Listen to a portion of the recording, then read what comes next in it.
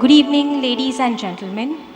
As we gather to bid farewell to my dear aunt, Mrs. Merlyn D'Souza, we'd like to celebrate the life and times of Merle and how each and every one of us here is blessed to have experienced and known her, especially for her four brothers who have experienced her more like a mother than a sister and have known her for all their lives. It's not easy being the eldest of five siblings. And it's definitely not easy being the older sister when your dad passes away when you are just 11. It's a lot of responsibility, pressure, and accountability on a young woman's shoulders. But Merlyn took on that challenge and rose to that calling. Having lost her father in 1964, Merlyn had the precious responsibility of raising her four younger brothers, while her mother strived to earn a living for the family. She could not attend school as the youngest of the five siblings, Christopher, was only 6 months old. And thanks to the school's priest, who persuaded her to attend only the last 2 periods so that she could juggle both school and home.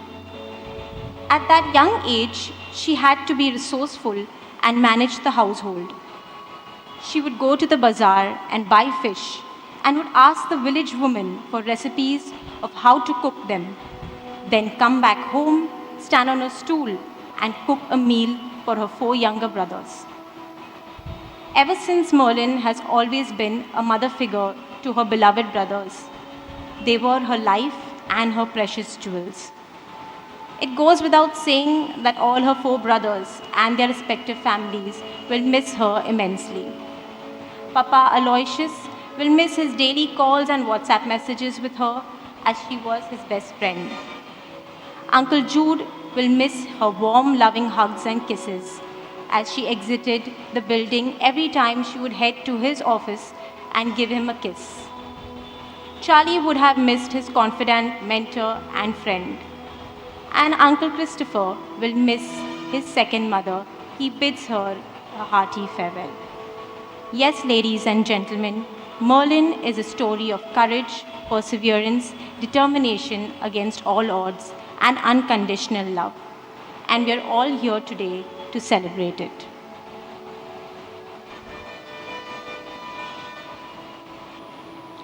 Merlyn did a lot while she was living, reaching out to people in need in several ways. A very generous and a large-hearted person. You don't get teachers of that type now. Those who really cared for their students, not just for their studies, but also for their well-being. I know Merlyn used to bring food for some of those children who had nothing to eat. I'm sure she is with Lancy and she is with God. Merlyn believed, and we believe now, that Merlyn is with God, is with Jesus, is with her Lancy. And we need to believe this. It is hard to take this within us. But we know for the life that she lived, she would get heaven. As I said before, Merlyn was a very passionate person. She lived out of love. And she loved with all her heart. Her family knows that. And there was nothing too much to do when the family wanted anything. She loved the children she worked for. She gave her heart to them. She went out of her way. She did much more than what was necessary as a teacher.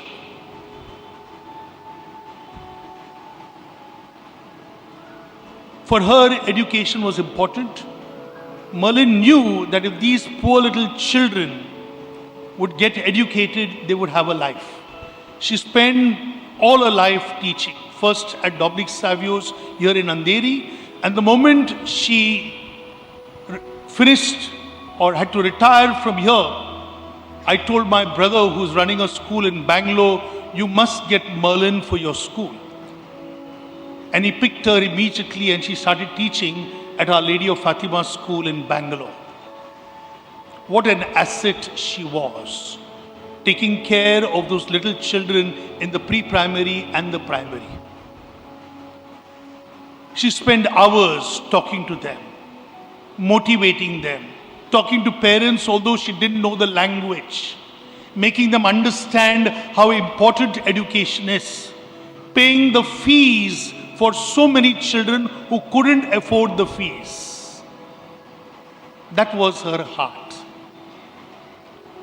And for all those who know Merlyn, I'm saying I don't know if she ever said a no to any request that you made, even though it was difficult for her. I used to tell her very often, I don't know how you smile, because sometimes she confided in me of the difficult times that she was going through. But she was always smiling, always ready to help anyone else in need.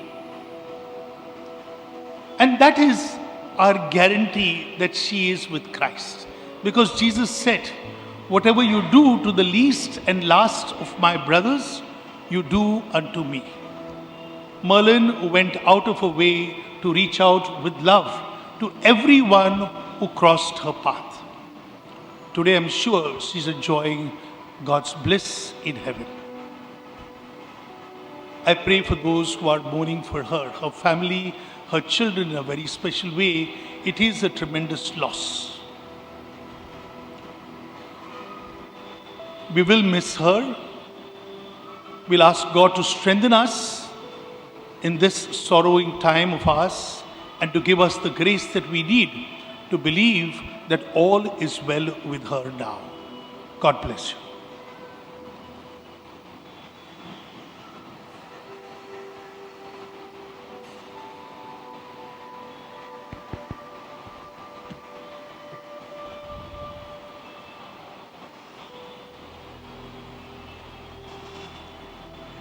As the three of us stand before you today, less than 3 months since the last time, it's a deja vu feeling that no child would ever wish for.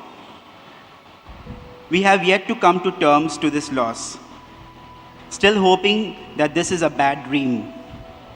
Mom was the soul of our lives, the very essence that made a house a home. She was the glue that held us together, epitomizing love, duty, charity, and faith in her very living. I talked about love and devotion.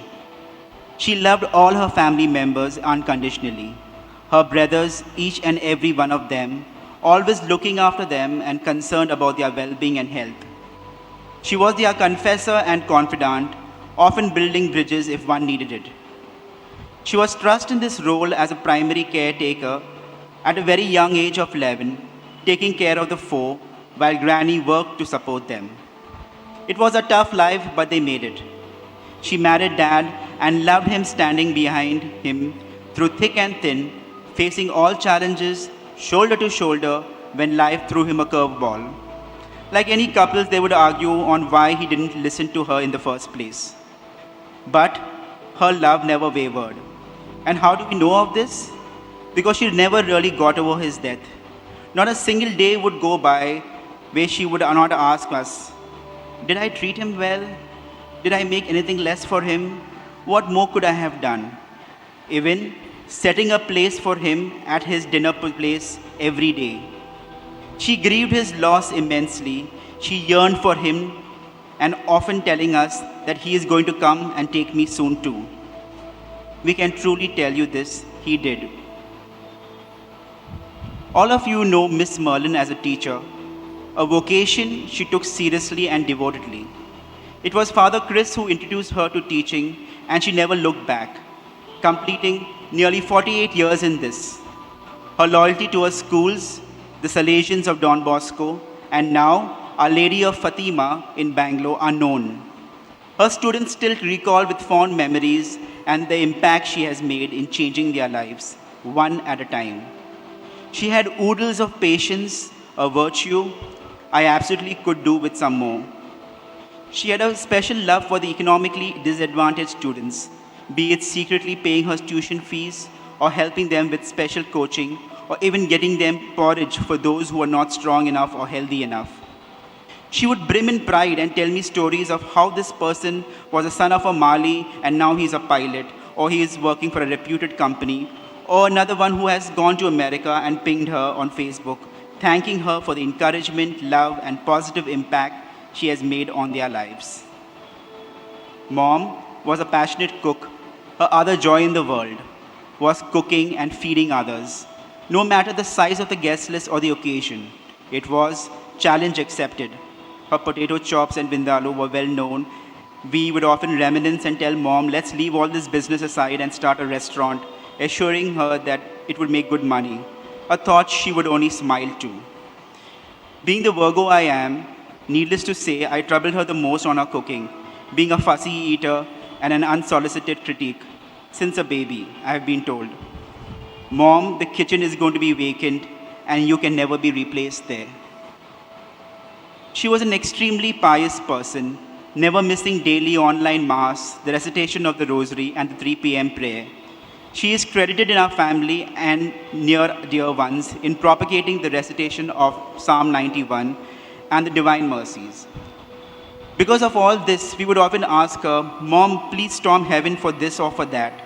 Lately, even little Raphael would call her up and say, Granny, please pray for my Hindi paper goes off very well. And you know what? Things actually worked out well. Lost things found, stressful situations peacefully resolving itself, machines that got busted working. It was this very fate that gave her this beautiful connection and a strong foundation with the Lord, and He listened to her intercessions. I had talked about being the soul of our family, and when someone wrenches that soul, the essence of your life, so suddenly, you have a void and a chasm that will never be filled. It is often said that a woman makes a house a home. And now, when we go back to our respective lives, we will go back to raw memories, an empty house that could very well eat us up. Mom, Horace, Lynette, Rose, Curtis, and Rafi are going to miss you so much. Your departure has orphaned us literally, and many a year, I am sure. We are going to miss those warm hugs, your touch, your sweet voice, our very private talks, you calling and singing my pet name. Rose will miss her daily night calls. Our only consolation is that now that you are with the Lord above, you will have our backs even better there. I'd like to end this eulogy by thanking all of you for coming today. To the people who have left us sweet messages, prayers, and wishes on FB and Insta, thank you so much.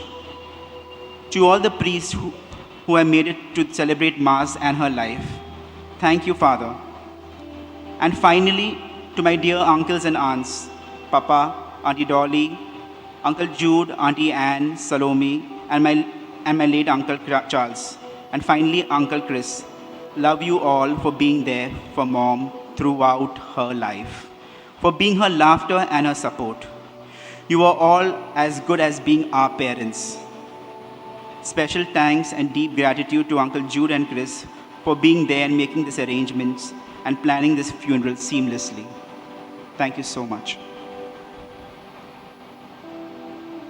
The Mass will be held on 12th June at 10 a.m.